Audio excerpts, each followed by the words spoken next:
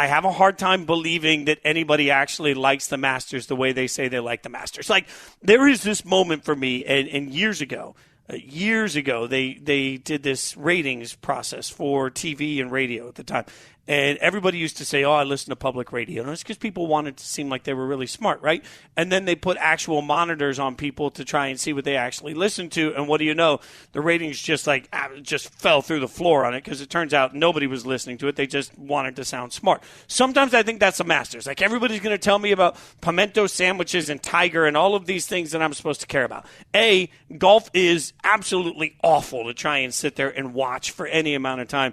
B, you can't sell any of these personalities in a way that we care. And C, I just can't imagine that everybody is really flocking. Like, compared to other events, the Masters, I'm not buying any of it. Most overrated weekend in sports, Shay. Okay. Wow. Yeah. I feel like you just shot me. I was going to put it out there. I don't agree with Jason Fitz, everyone out there. I don't think anyone does. I don't think, yeah, this is Monty, by the way. I think he's alone. She's with me on this. When I was maybe 7, 8, 11, I understood what you're saying. But now that I kind of understand the sport, I've played it. It's one of the hardest sports I've ever played in my life, and I've played a ton of sports. It's the stories, like Tiger. When you understand what Tiger came and did to the sport, like, he was miles ahead of everyone, and the fact, like, his story kind of just captured me, and I'm sure it captured a lot of people out there as well. So that personality thing, I guess some of the people out there are Tiger's not even relevant anymore at this. Like, we're begging for Tiger to make the cut. Day one, he hits a birdie in the first hole, and that, when I'm watching that, it's like, whoa. It's like Tom Brady coming back and winning a Super Bowl after retiring. Okay, it's one birdie. Look, this is my constant. This is my constant with Guns N' Roses. Like, I loved Guns N' Roses when I was a kid. I don't want to go see Guns N' Roses now because I don't want to see Fat Axl in leather pants. I don't want to see, like, a shell of who he was back in the 80s running around on stage. He might have a good song or two, might hit a good note or two, and for that moment you're like, oh man, this reminds me of Axl in the 80s, but I don't need Fat Axl in leather pants. I don't need, like, a shell of some version of, and we're so desperate to make the Masters relevant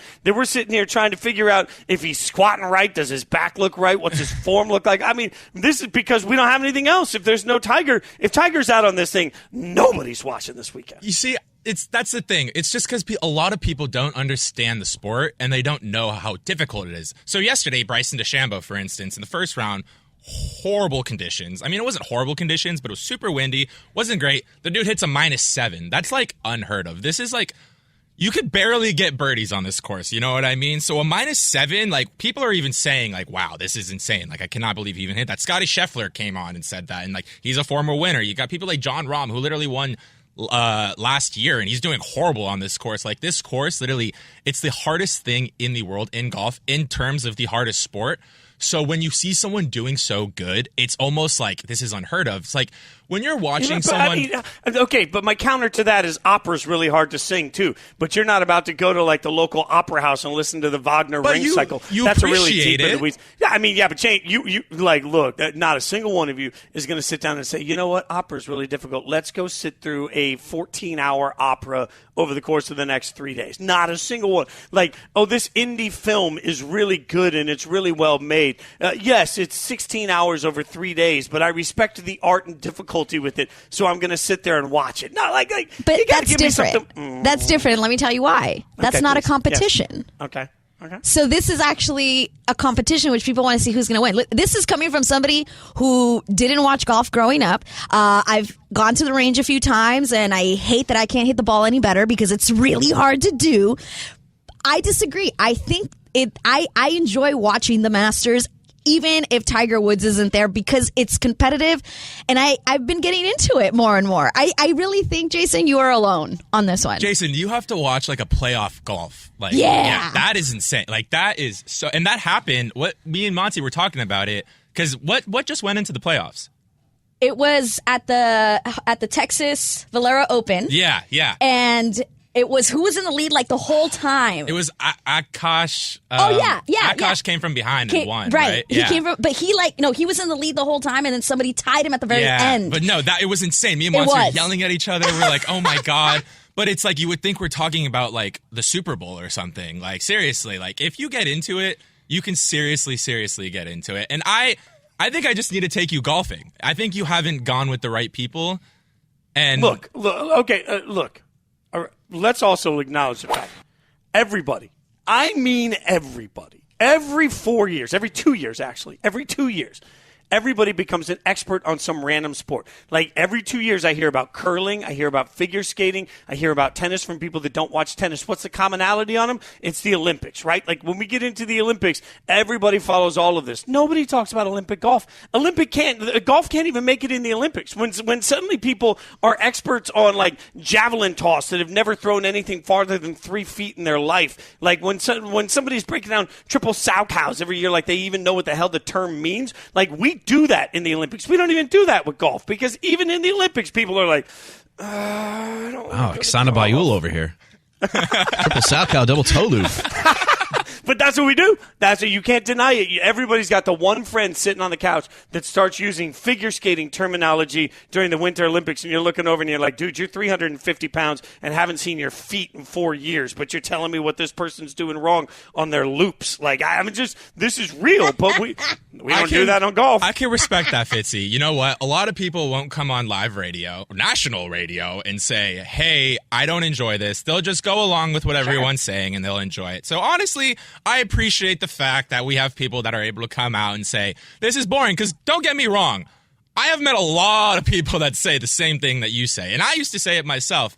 But I just have to say, when you start doing it yourself, you start playing, and you realize the sport, and you understand what it is, it becomes one of the most insane things to watch. And I watch all sports. I watch basketball. I watch football. I watch it all. Golf is so fun and interesting to watch, especially the final rounds. It's like people saying they don't watch the NBA during the season, but they watch playoffs. Like, that's how it feels to me almost.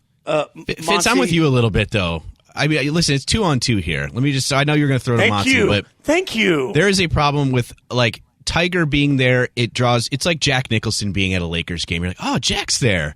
He's getting older. We might not see him much more after this, and, oh, he's there. So it's like the interest level, happiness level drums up a little bit. But Tiger's not what he was 15, 20 years ago, obviously. And a lot of these guys, these prominent golfers, they just all kind of blend together. And I'm a golf casual fan, so I look at a lot of these guys, and it's good to have a John Daly or like a Happy Gilmore type, someone who's a little bit more spicy. And Tiger was just through his play and through his his wardrobe, and he obviously looks a little different than most of the golfers out there. That drew interest, and obviously his stellar play, capitalized on that. But the course itself is beautiful. I think people like the aesthetics. They like it's in Augusta, Georgia. That's what draws interest. But I agree. Trying to watch this, I can't sit down for 4 hours and watch this. I might watch on Sunday for like an hour or two. But it's lacking that Caitlin Clark effect, if I might go back to it. It's not the same. Bring in those casual eyeballs. Obviously, it's not the same type of play. It's a much slower game. But I think that's the beauty of it. Where's it's like, you're right. I'm not going to sit here for 4 hours and watch it nonstop, but I'll definitely have it on in the background and keep checking the scores. And if there's a golfer I like, I'll watch what he does at a hole. So I think that's what I like about it, is I don't have to sit for 4 hours. I can just have it on in the background, step away from it, and come back.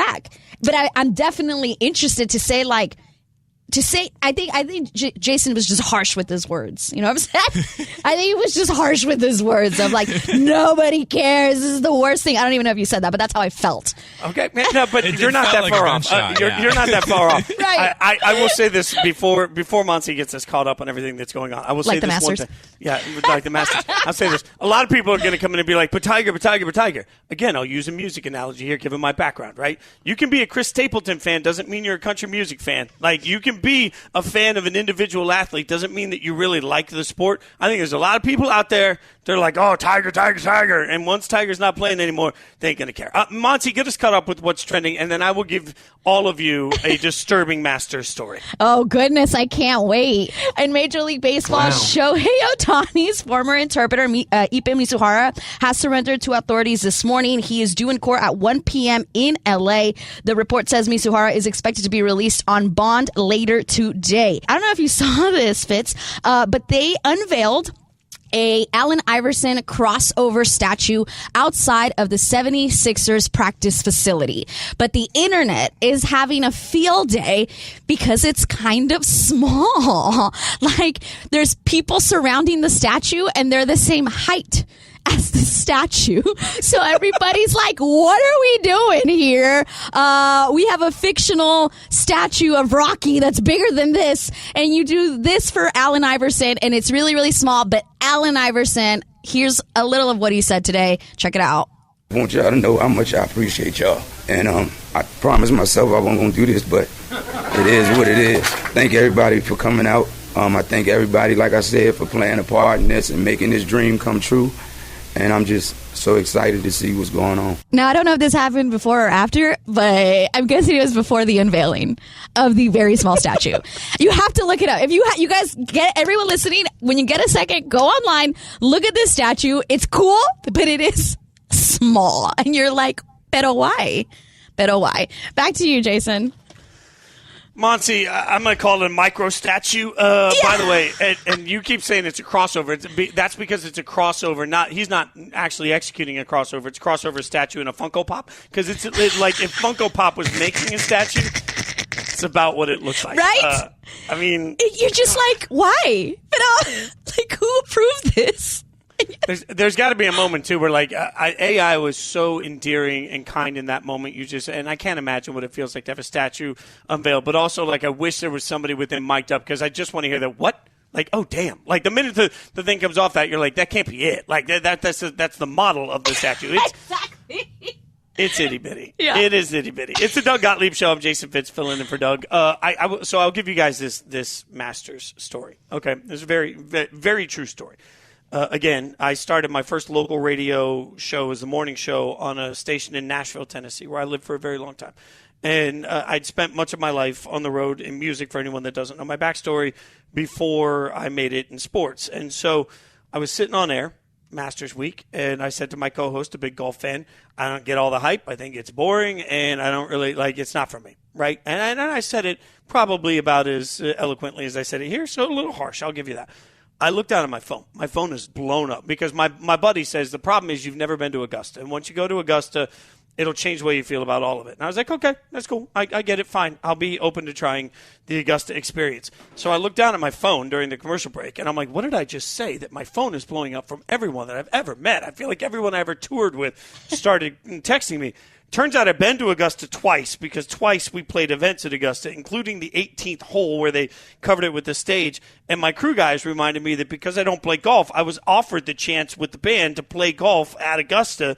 And I was like, yeah, no, I'm not a golfer. I'm not going to do that. So I let one of the crew guys take my place in each of those rounds of golf that I could have played. And instead, I complained about how archaic the dressing rooms were the whole time. Like, the locker rooms needed to be redone. So there we go. That shows you how not into the Masters I am. I was at Augusta. I was there. I played a concert on the 18th hole, and I refused. I turned down the opportunity to play golf there. That at least I'm consistent. That's a solid 15 years ago in my life, and I still stand by the Masters as overrated. Have I lost everyone's?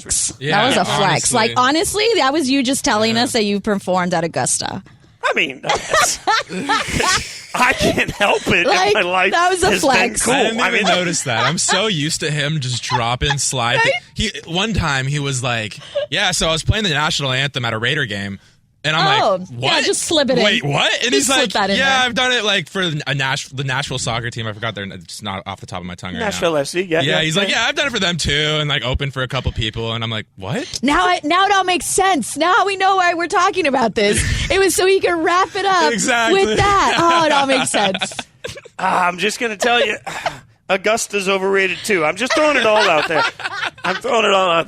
It's not even a humble brag. It's just a straight brag.